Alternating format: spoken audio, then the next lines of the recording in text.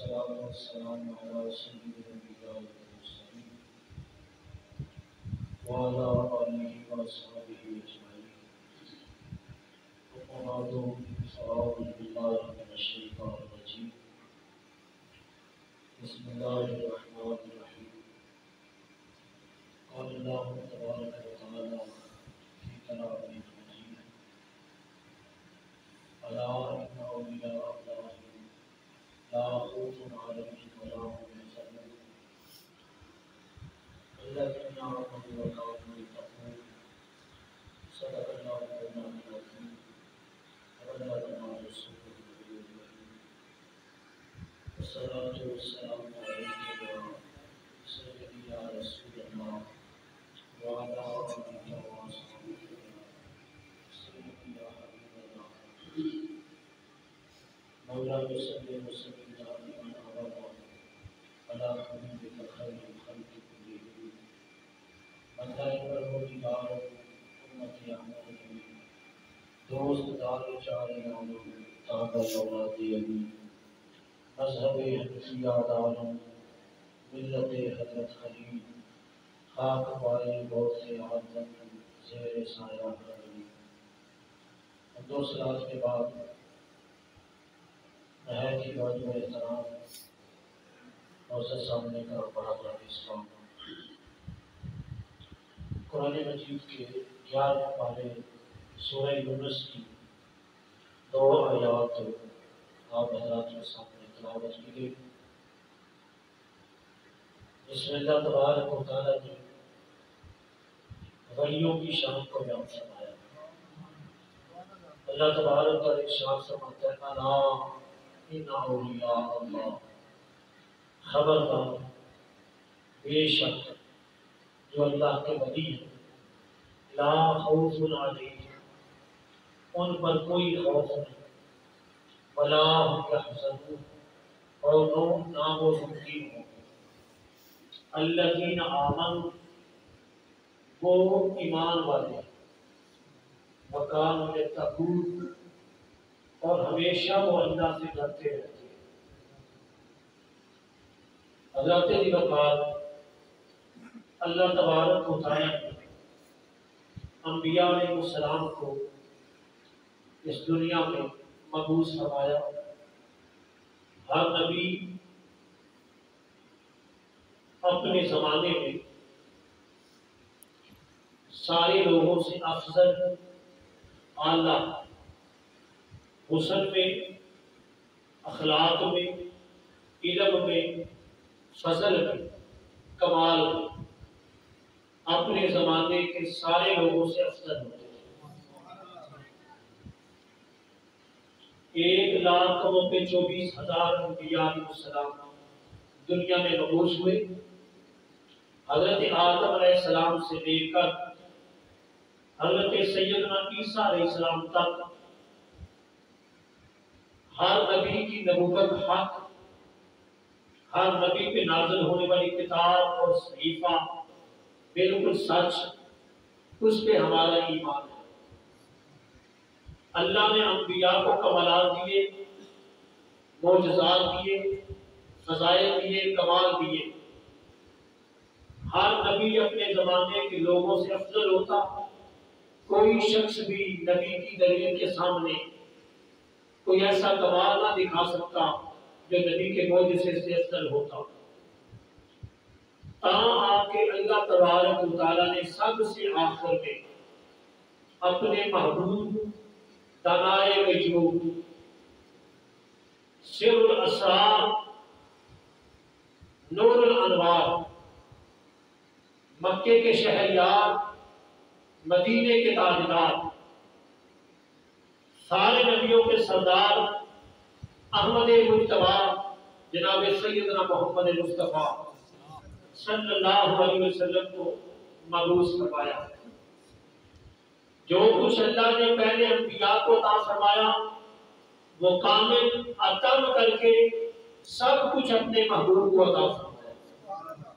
اس نے یوسف دم عیسیٰ ید بیدہ داری، آنکھ کے خوبہ ہما دارندے تو تنہا داری، دیے معجزے انبیاء کو خدا نے معجزہ بن کے آیا ہمارا نبی،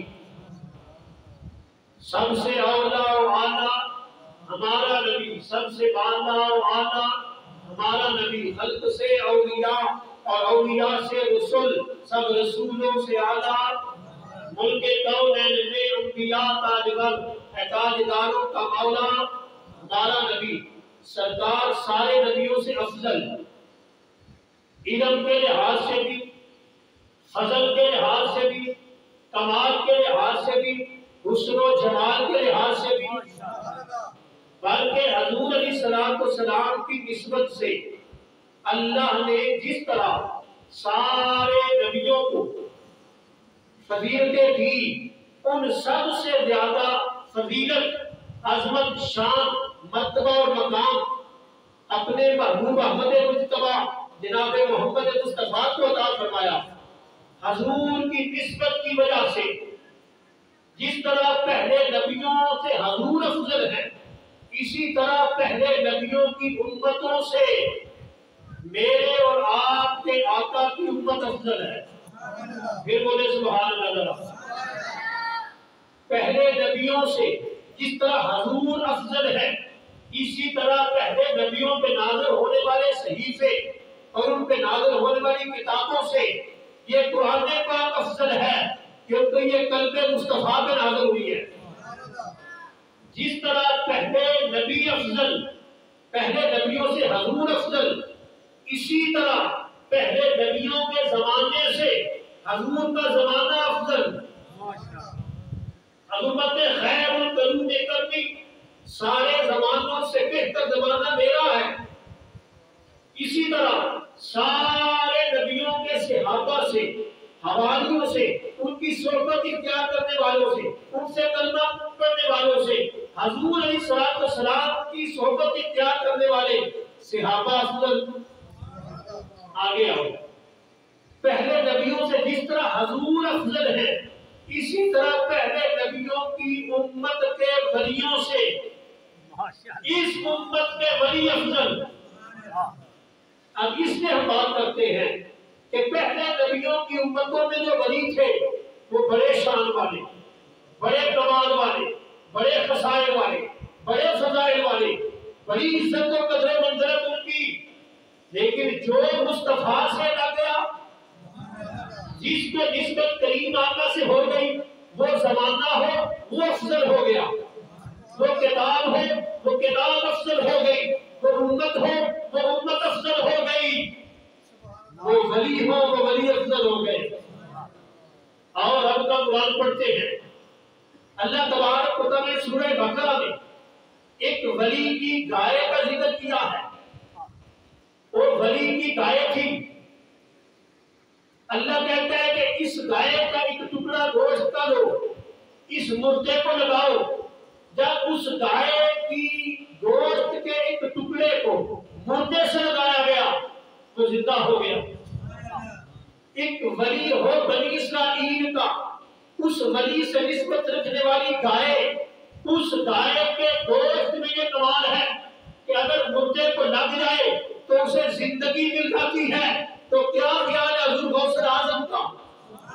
کیا خیال ہے حضور غوث اعظم کے بارے میں؟ وہاں گائے کے گوشت کی گوٹی مردے کو لگے، وہ مردہ زندہ ہوتا ہے۔ تو میرا تیرا غوث جو ہے، عبد القادر جیلانی جو ہے، وہ اگر مردے زندہ کرنا چاہے تو مردے اللہ کے حکم سے کیوں نہیں زندہ ہو سکتے ہیں؟ اور اب کا قرآن پڑھتے ہیں، سورہ مریم پڑھتے ہیں، میرے رب کہتا ہے حضرت مریم کو اپنے فرمایا وَحُزِّي إِلَيْكِ بِجِذْعِ النَّخْلَةِ تُسَاقِطْ عَلَيْكِ رُطَبًا جَنِيًّا۔ اے مریم، اس کھجور کے سوکھے درخت، ٹنڈ منڈ درخت کو ہاتھ لگاؤ۔ حضرت مریم نے ہاتھ لگایا، وہ سوکھا درخت فوراً ہرا، پتے بھی آ گئے، پھل بھی لگ گیا، پک بھی گیا، مریم سلام اللہ علیہ کی جھولی میں گر گیا۔ میں تو ہیر وارث کا نہیں پڑھ رہا، میاں صاحب کا کلام صاحب الملوک نہیں پڑھ رہا، میں ہیر سب سے دور نہیں پڑھ رہا، میں رب کا قرآن پڑھ رہا ہوں۔ میرا رب کہتا ہے وَحُزِّي إِلَيْكِ بِجِذْعِ النَّخْلَةِ تُسَاقِطْ عَلَيْكِ رُطَبًا جَنِيًّا۔ اب حضرت مریم نبی نہیں ہے، نبیہ نہیں، نبی ہونے کے لیے مرد ہونا شرط ہے، عورت نبی نہیں ہو سکتی۔ آپ کیا ہیں؟ ولیہ ہیں۔ تو جب حضرت مریم جو ولیہ ہیں ان کو رب یہ کمال دیتا کہ اس کا ہاتھ لگ جائے سوکھے درخت ہرے ہو جاتے ہیں۔ اور تیسری آیت پڑھتے ہیں، حضرت زکریا علیہ السلام جب حضرت مریم کے حجرے میں داخل ہوئے، کلما دخل علیہا زکریا المحراب وجد عندها رزقا قال یا مریم ان لک ھذا قالت هو من عند اللہ۔ حضرت زکریا نے فرمایا مریم تیرے حجرے میں جو تیرا حجرہ بند ہے، اس کا دروازہ بند رہتا ہے، یہ دور ہے آبادی سے، تیرے حجرے میں یہ بے بس میں پھل کیسے آ گئے؟ حضرت مریم کی شان یہ ہے اللہ چاہے تو ان کے لیے بے بس میں پھل دے دے۔ خدای کا دروازہ کریا ربہو قال رب هب لي من لدنك ذرية طيبة إنك سميع الدعاء فنادته الملائكة وهو قائم يصلي في المحراب أن الله يبشرك بيحيى مصدقا بكلمات من الله وسيدا وحصورا ونبيا من الصالحين۔ حضرت مریم کے حجرے میں جب بے بس میں پھل دیکھے نا، حضرت زکریا کے دل پہ بات آئی، روح اٹھی، بڑھاپا آ گیا ہے، واشتعل الراس، کہ میرا سر تو سفید ہو گیا، چاندنی آ گئی ہے۔ دل میں روح اٹھی، جو خدا مریم کو بے بس میں پھل دے سکتا ہے وہ خدا بے بس میں اولاد بھی دے سکتا ہے۔ اسی جگہ پہ رب کا قرآن ہے، ہنالک دعا زکریا ربہو، حضرت مریم کے حجرے کے پاس حضرت زکریا نے دعا کی، رب ہب لی من لدنک ذریۃ طیبہ انک سمیع الدعاء، اے دعا کے سننے والے مجھے پاک طیب طاہر اولاد عطا فرما۔ اب حضرت مریم کے حجرے کا کمال یہ ہے کہ وہاں دعا مانگی جائے تو یہ رب کا قرآن ہے۔ اس حجرے میں جا کے، مریم کے آستانے پہ جا کے اگر دعا مانگی جائے تو یہ رب کا قرآن ہے۔ تو کیا خیال ہے حضرت مریم کے حجرے پہ جا کے دعا مانگنی جائز تھی؟ داتا علی حجویری کے قدموں میں جا کے دعا مانگنی کیوں نہیں جائز ہے؟ یہ رب کا قرآن ہے۔ میں نے پہلے بات کی کہ پہلی امتوں سے یہ امت افضل، پہلی امتوں کے ولیوں سے اس امت میں آنے والے ولی افضل، پہلے نبیوں کی امتوں کے ولیوں کے آستانوں سے اس محبوب کی امت کے ولی کا آستانہ افضل۔ وہاں جو اس نبی کی امت کے ولی کے آستانے پہ جو سید و برکات تھے، اس امت کے ولی کے آستانے پہ وہ سید و برکات بھی افضل، وہ اعلیٰ۔ قرآن کہتا ہے کہ حضرت مریم کے حجرے کے پاس کھڑے ہو کے حضرت زکریا نے دعا مانگی، ہمیں دلیل مل گئی کہ نبیاں تے ولیاں تے در مقبول دعاواں ہوندیاں نے۔ ان کے آستانوں پہ جائیں، ان کے وسیلے سے دعا کرے، اللہ قبول فرماتا ہے۔ اور یہ مت خیال کرنا کہ یہ کوئی بدعت ہے، آستانوں پہ جانا نبی کے صحابہ کی سنت ہے۔ میرے نبی پاک خود حضرت امیر حمزہ کی قبر میں جایا کرتے، احد کے شہداء کے مزارات پہ حضور ہر سال جایا کرتے۔ میرے قریب نے خود فرمایا، اے عمر اگر علیس کرنی ملے تو اس سے دعا کروانا، یہ دعائیں کروانا، کسی کے آستانے پہ جانا، یہ میرے نبی کی تعلیم ہے، یہ شریعت مصطفیٰ ہے۔ حضرت عمر کا زمانہ ہے، قحط پڑ گیا، حضرت بلال بن حارث مزری رضی اللہ عنہ حضور کے روضے پہ گئے، دعا مانگی۔ کیا دعا تھی؟ التجا کی دعا تو اللہ سے ہی مانگی، لیکن حضور کی بات میں نے استغاثہ کیا کیا؟ سلام دیا، السلام علیکم یا رسول اللہ استسقِ لِأُمَّتِكَ إِنَّهُمْ قَدْ هَلَكُوا۔ سونیا بارش رب بھی دیتا ہے، بارش کون دیتا ہے؟ زیادہ تو جب بارش کی ضرورت ہوتی نا ڈائریکٹلی رب سے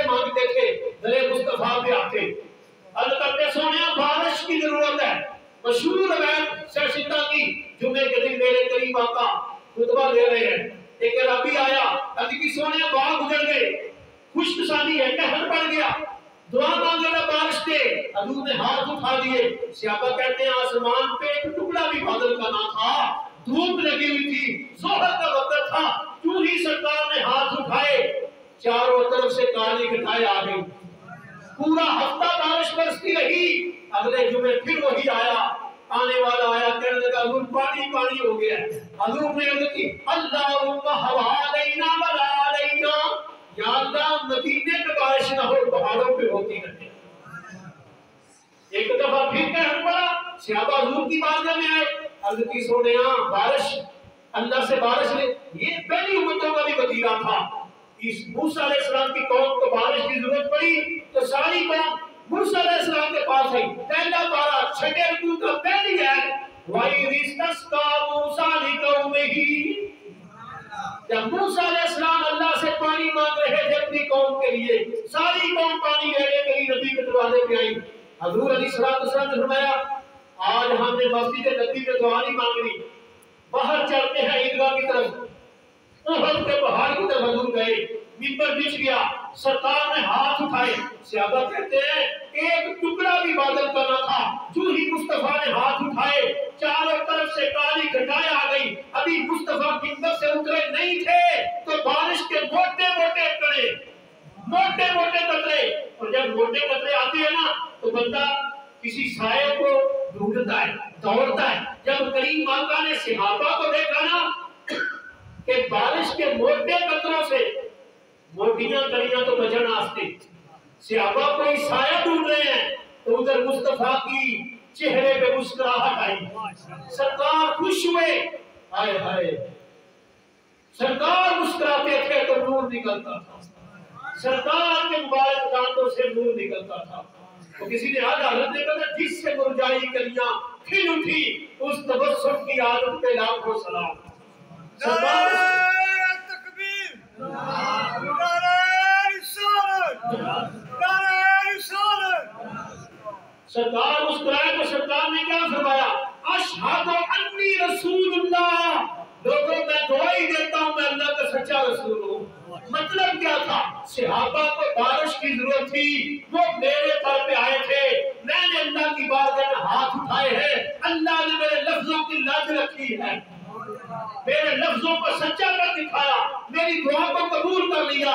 تو پہلی امتوں میں بھی یہ وتیرہ تھا کہ سرکار کی بارگاہ میں التجا کیا کرتے تھے، سرکار نبیوں کی بارگاہ میں التجا کرتے، اور صحابہ کرام رضوان اللہ تعالی علیہ مجمعین حضور کی بارگاہ میں۔ تو میں بات کر رہا تھا کہ جس طرح پہلے نبی افضل، اسی طرح ان کی امتوں کے ولی افضل حضرت زکریا علیہ السلام دعا مانگتے ہیں رب حب لی من لدنک ذریۃ طیبہ، تو حضور علیہ السلام کا ظاہری زمانہ گزر گیا، سرکار کا وصال ہو گیا، حضرت عمر فاروق کا زمانہ آیا، حضرت بلال بن حارث مزنی رضی اللہ عنہ حضور کے روضے پہ گئے، دوست کہتے قبروں پہ کیا لینے جاتے ہو؟ میں کہتا یہ امت کو بتایا گیا قبروں پہ جایا کرو، بات کریں گے انشاءاللہ۔ حضرت بلال بن حارث نے عرض کی اس تس کے لئے امت کا انہم قد ہلاکو، سونیا امت ہلاک ہو گئی ہے، اللہ سے بارش لے لیجئے۔ حضور خواب میں تشریف لائے، فرمایا میرے عمر کو سلام دینا، جب عمر کو بتایا گیا تو آنکھوں سے آنسو آ گئے، دوسرے دن بارش ہو گئی، حضرت زکریا نے دعا مانگی تو کیا آواز آئی؟ کہاں دعا مانگی؟ حضرت مریم کے حجرے میں، یہ حضرت مریم کا آستانہ تھا جہاں حضرت مریم رب کی عبادت کرتی تھی، اگر حضرت مریم کے حجرے کی یہ شان ہے تو کیا خیالت آتا نہیں حجویری کے حجرے کی شان کیا ہوگی، خواجہ حجویری کے آستانے کی شان کیا ہوگی، مجدد الفیصلی کے آستانے کی، بابا فرید الدین بندے شکر کے آستانے کی۔ رب کہتے فنادت الملائکۃ وہو قائم یصلی فی المحراب، ابھی حضرت زکریا اسی جگہ پہ تھے تو اللہ نے فرشتے کو بھیجا، اے فرشتے جا میرے زکریا کو جا کے خوشخبری سنا دے، فنادت الملائکۃ وہو قائم یصلی ان اللہ یبشرک کہ اے زکریا بے شک اللہ تجھے بشارت دیتا ہے ان اللہ یبشرک بیحییٰ مصدقا بکلمات من اللہ وسیدا وحصورا ونبیا من الصالحین۔ زکریا جیسا بیٹا رکھ دے گا جو سید بھی ہوگا، گناہوں سے دور رہنے والا بھی ہوگا، اللہ کا نبی بھی ہوگا، صالح بھی ہوگا۔ یہ قرآن کی تعلیم ہے کہ اگر اللہ تبارک و تعالیٰ سے کوئی چیز لینی ہے تو ان نبیوں ولیوں کے وسیلے سے مانگو، رب جلدی عطا فرما دے گا۔ عطا تو رب نے کرنی ہے۔ اگر حضرت مریم کے پاس حضرت جبریل علیہ السلام فتمثل لها بشرا سویا، حضرت جبریل نوریوں کے سردار نور ہے، بشر بن کے حضرت مریم کے پاس آتے ہیں، اس لیے انا رسول ربک لہب لک غلام زکیہ، حضرت جبریل کہتے ہیں میں تیرے رب کا بھیجا ہوا ہوں، کس لیے آیا ہوں؟ میں تجھے صاف ستھرا بیٹا دوں۔ بیٹا کون دیتا ہے؟ بولو یار کون دیتا ہے؟ اللہ۔ حضرت جبریل کہہ رہے ہیں 16واں پارہ سورہ مریم دوسرا رکوع ہے، حضرت جبریل کہہ رہے ہیں میں تجھے بیٹا دوں۔ بیٹا کون دیتا ہے؟ اللہ۔ اللہ نے بیٹا دینا تھا، لیکن حضرت جبریل علیہ السلام کی پھوٹ آپ کا دم وسیلہ بنا، وہ خدا اگر ماں باپ کے لیے بیٹا دے دے تو وہ قادر ہے، اگر باپ کے بغیر بیٹا دے دے حضرت عیسیٰ جیسا مریم کو تو وہ قادر ہے بغیر ماں اور باپ کے حضرت آدم اور حوا کو پیدا کرتے، اس کی قدرت ہے نا۔ اور قرآن کی چوتھی آیت پڑھتے ہیں 19واں پارہ سورہ نمل ہے، حضرت سلیمان علیہ السلام کا دربار ہے۔ آپ فرماتے ہیں یا ایھا الملأ ایکم یاتی بعرشھا قبل ان یاتونی مسلمین قال عفریت من الجن انا آتیک بہ قبل ان تقوم من مقامک وانی علیہ لقوی امین قال الذی عنده علم من الکتاب انا آتیک بہ قبل ان یرتد الیک طرفک فلما رآہ مستقرا عنده قال ھذا من فضل ربی۔ 19واں پارہ سورہ نمل 19واں رکوع میں نے آپ کے سامنے پڑھا۔ اللہ فرماتا ہے کہ سلیمان علیہ السلام نے اپنے درباریوں سے کہا کہ کون ہے تم میں سے مکہ ترکیز کے مطیع و فرما بردار ہو کے آنے سے پہلے اس کا تب جو 2000 میل دور پڑا ہوا ہے وہ میرے دربار میں حاضر کرے۔ مکہ ترکیز آ گئی تھی 1.5 میل یا 2-3 میل کے فاصلے پہ تھی، تخت پڑا تھا 1 مہینے کی مسافت، جاتے بھی مہینہ لگتا ہے آتے بھی مہینہ لگتا ہے، 2000 میل سے بھی زیادہ فاصلہ ہے۔ سلیمان کہتے ہیں اس کے یہاں سے یہاں آنے سے پہلے ایک جن اٹھا کر لگا جی میں لاتا ہوں، میں بڑا طاقتور بڑا امانت والا ہوں، فرمایا کتنی دیر لگائے گا؟ ان تقوم من مقامک، آپ کی وجہ سے خاص ہونے سے پہلے آ جاؤں گا، یعنی میکسیمم منیمم 2.5 گھنٹے۔ فرمایا اتنا ٹائم نہیں چاہیے، یہ انکار اس بات کی دلیل تھا کہ میرے دربار میں وہ بھی ہیں جو اس سے پہلے بھی لا سکتے ہیں، میرے قدموں میں بیٹھنے والے وہ بھی ہیں جو اس سے پہلے بھی لا سکتے ہیں۔ توجہ کرنا، پھر کیا ہوا؟ قرآن کہتا ہے قال الذی عنده علم من الکتاب، پھر اللہ کا وہ ولی جس کا نام آصف بن برقیہ تھا، آپ عرض کر لگے انا آتی کبھی میں لے کے آتا ہوں قبل ان یرتد الیک طرفک۔ حضرت سلیمان علیہ السلام نے فرمایا کتنی دیر لگائے گا؟ اللہ کے ولی آصف بن برقیہ نے عرض کی ہوگی سونیا وقت کی بات کیا ہے، آنکھ بند کر کے کھولے تک سامنے ہوگا۔ میرا رب قرآن میں کہتے ہیں فلما رآہ مستقرا عنده قال ھذا من فضل ربی، کہ جب حضرت سلیمان علیہ السلام نے آنکھ بند کر کے کھولی تخت سامنے تھا، فوراً اللہ کی بات کے قدر کی ھذا من فضل ربی، یہ میرے رب کا فضل ہے جس نے اپنے بندوں کو اتنی طاقت عطا فرمائی ہے۔ اب توجہ کرنا، وہ سلیمان علیہ السلام کو امتی ولی دربار سے غائب بھی نہیں ہوا، آصف بن برقیہ دربار سے غائب بھی نہیں ہوئے، اور توجہ والی بات یہ ہے کہ وہ سلیمان علیہ السلام کے امتی تھے، سلیمان علیہ السلام کے امتی تھے، اور زبور کا کچھ علم تھا، من تبعیدیہ ہو تو کتاب کا بعض علم ہے. اگر توجہ کرے سلیمان علیہ السلام کا امتی ہو اور زبور کا کچھ علم رکھنے والا ہو، وہ ولی اس کو رب نے یہ کمال دیا ہے، اس کے ہاتھ میں یہ تصرف رکھا ہے، اس کی نگاہ میں یہ کمال رکھا ہے کہ 2000 میل دور دیکھتی بھی ہے، 2000 میل دور پکڑتے بھی ہیں، تصرف بھی کرتے ہیں. اور تصرف کیسا ہے کہ سلیمان کے دربار سے غائب بھی نہیں ہوئے، آنکھ جھپکنے سے پہلے تخت بھی آ گیا ہے. یہ شان ہے خدمتگاروں کی. سردار کا عالم کیا ہوگا؟ اور جس سلیمان کے قدموں میں بیٹھنے والا، جس سلیمان کا کلمہ پڑھنے والا، جس داؤد پیغمبر کی کتاب پڑھنے والا یہ کمال رکھتا ہے کہ آنکھ جھپکنے سے پہلے وہ 2000 میل دور سے تخت دربار سلیمان میں حاضر کر سکتا ہے. رب نے سلیمان علیہ السلام کو کتنی طاقت عطا فرمائی ہوگی. زندہ باد، زندہ باد. ہاتھ اٹھا کے بولو زندہ باد، زندہ باد. بلند آواز سے زندہ باد، زندہ باد. توجہ کریں، اگر سلیمان علیہ السلام کے امتی کی یہ شان ہے، اگر سلیمان علیہ السلام کی صحبت میں بیٹھنے والے اس ولی کا یہ کمال ہے تو کیا خیال ہے لاہور میں بیٹھے ہوئے داتا علی حجویری کعبہ نہیں دکھا سکتے؟ کیا سرہند کے ٹیپوں میں بیٹھنے والا 99 رات کو کلمہ نہیں پڑھا سکتا؟ کیا حضرت عبد القادر جیلانی یہ کہہ نہیں سکتے نظر کو الہ بلا بندہ جمال کا خردلت علی حکم اتصالی کہ ساری روح زمین اللہ کے جتنے شہر ہیں وہ سارے میرے سامنے ایسے ہیں جیسے میرے ہاتھ بلائی کا دارا ہو.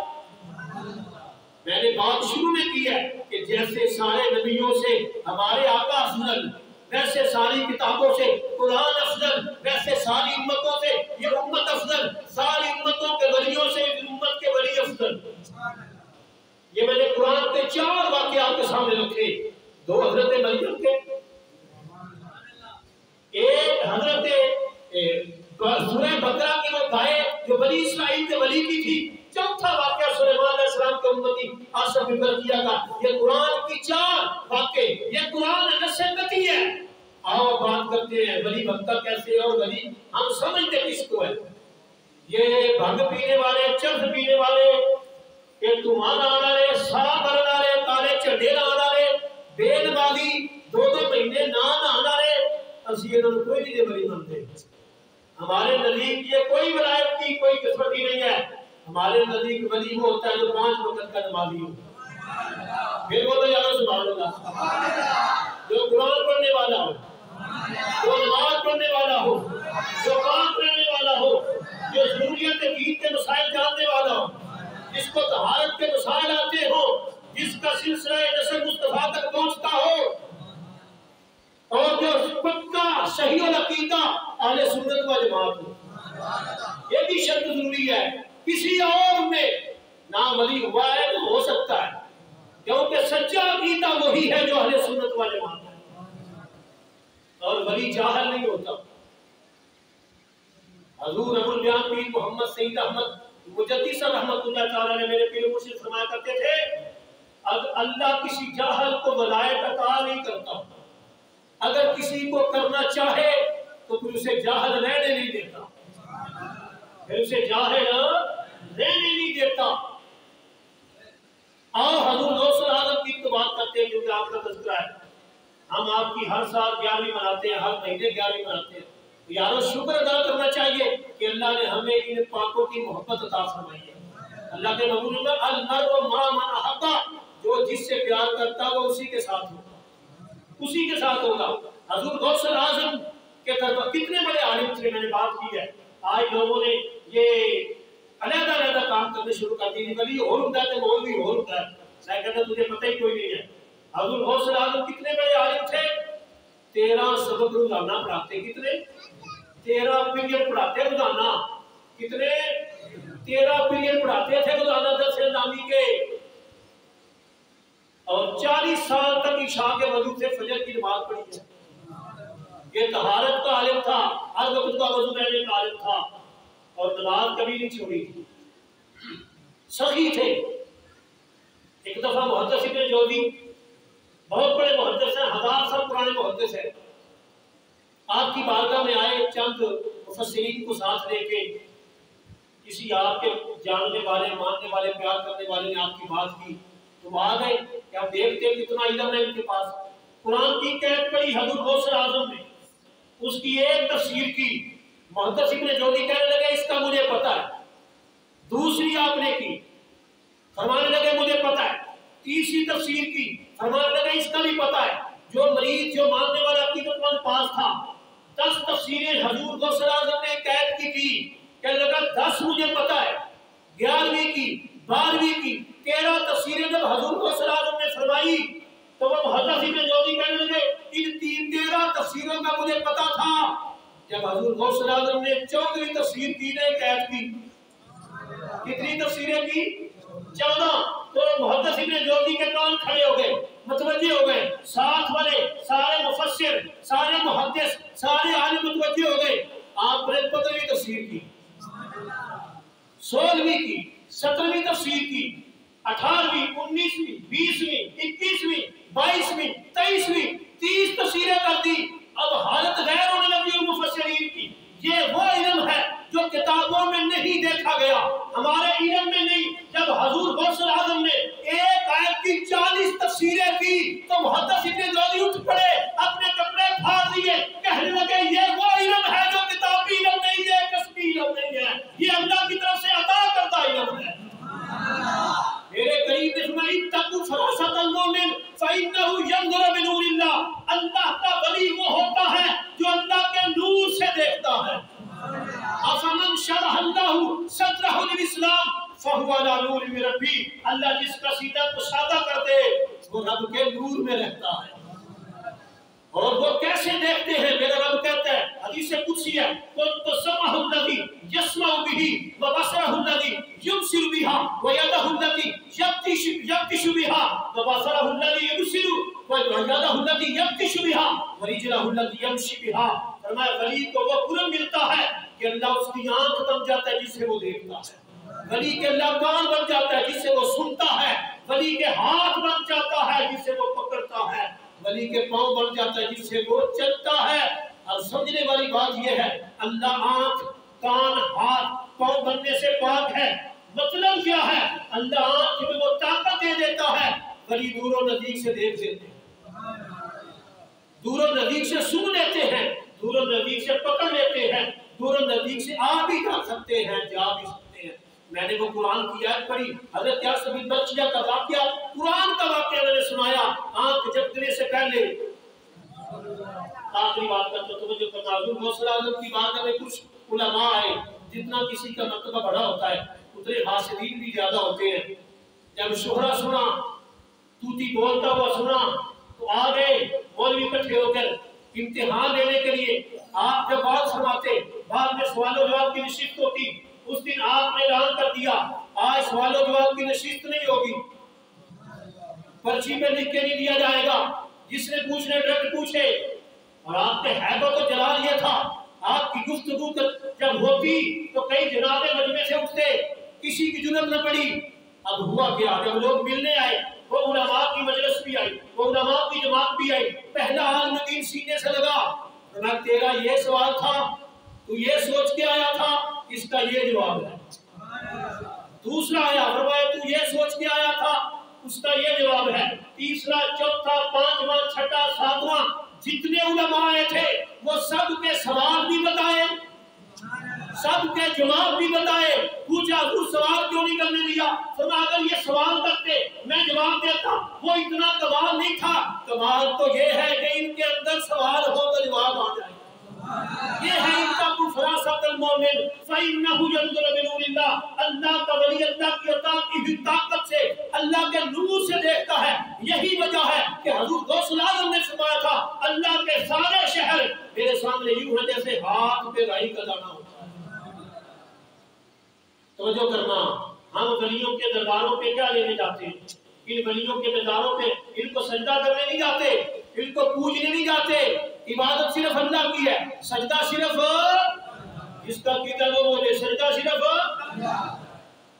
جمعے کا دن ہے، میرے کریم نے فرمایا من زار قبر ابویہ او احدہما کل جمعۃ غفر لہ ما تقدم من ذنب، فرمایا جو ہر جمعے اپنے ماں باپ کی قبر پہ جائے، من زار قبر ابویہ او احدہما، یا ان دونوں میں سے ایک فوت ہو گیا اس کی قبر پہ جائے، اب باپ کی قبر پہ گیا ہے، اب باپ کی قبر کی زیارت کا ثواب بیٹے کو کیا ملے گا؟ توجہ سے بھائی، میں نے حدیث پڑھی ہے، حضور نے فرمایا جو شخص اپنے باپ کی قبر پہ جائے، صرف باپ کی قبر کی مٹی کی زیارت کرے، پھر بولو اونچا بولو، جو باپ کی قبر کی مٹی کی زیارت کرے، اللہ باپ کی مٹی کی قبر کی زیارت، باپ کی قبر کی مٹی کی زیارت کرنے والے کے زندگی کے سارے گناہ معاف فرما دیتا ہے۔ یہ میرے نبی کا فرمان ہے، جب باپ کی قبر کی مٹی کی زیارت کا اجر یہ ہے تو جو ابا جی کی خدمت کرے گا اسے رب کتنا اجر عطا فرمائے گا۔ جو ماں کی قبر کی مٹی دیکھے مرنے کے بعد، ماں باپ کے مرنے کے بعد ان کی قبر کی مٹی دیکھا ہے، اس کے گناہ بخشے جاتے ہیں، وَقُتِبَ بِمَا، فرمایا اسے اللہ نیک بندوں میں لکھ لیتا ہے، ماں باپ کے فرما برداروں میں لکھ لیتا ہے۔ تو جو زندگی میں ماں باپ کی خدمت کرے اللہ اس کے گناہ بھی بخش دیتا ہے، اللہ اسے نیک بندوں میں لکھ بھی لیتا ہے، فرما برداروں میں لکھ لیتا ہے۔ آپ رک کے توجہ کرنا، یہاں شرط یہ نہیں کہ وہ ابا جی تہجد گزار ہیں، وہ شب زندہ دار ہیں، وہ نمازی ہیں، وہ حاجی ہیں، وہ سخی ہیں، وہ بڑے ولی ہیں، غوث قطب ابدال ہیں، نہیں، صرف کلمہ پڑھے آمنہ کے لال کا عام مسلمان ہے۔ تو یاد سوچ، جب میرے باپ تیرے باپ کی قبر کی مٹی کی زیارت کرنے والے کو اللہ یہ اجر دیتا ہے کہ اس کے زندگی کے سارے گناہ معاف ہوتے ہیں، تو کیا خیال ہے جو داتا علی حجویری کی قبر دیکھے، جو خواجہ اجمیری کی قبر دیکھے، جو مجدد الفیصانی کی قبر دیکھے، جو بہار حق زکریا ملتانی کی قبر دیکھے، جو بابا فرید پاک پتن والے کی قبر دیکھے، جو خواجہ نظام الدین اولیاء کی قبر دیکھے، جو خواجہ صابر پیا کی قبر دیکھے، جو پیر فیض الحسن کی قبر دیکھے، جو پیر مہر علی کی قبر دیکھے، جو پیر کرم شاہ کی قبر دیکھے، جو پیر ابو بیان کی قبر دیکھے۔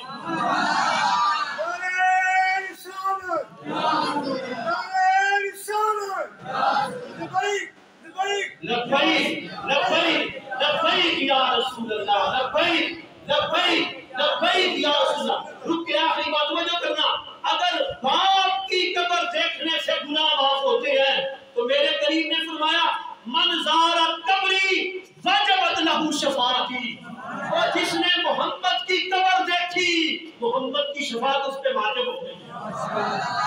یہ ہے قبروں پہ جانے کا فلسفہ، یہ اپنے باپ کی قبر کو دیکھنے والے کے گناہ معاف ہوتے ہیں۔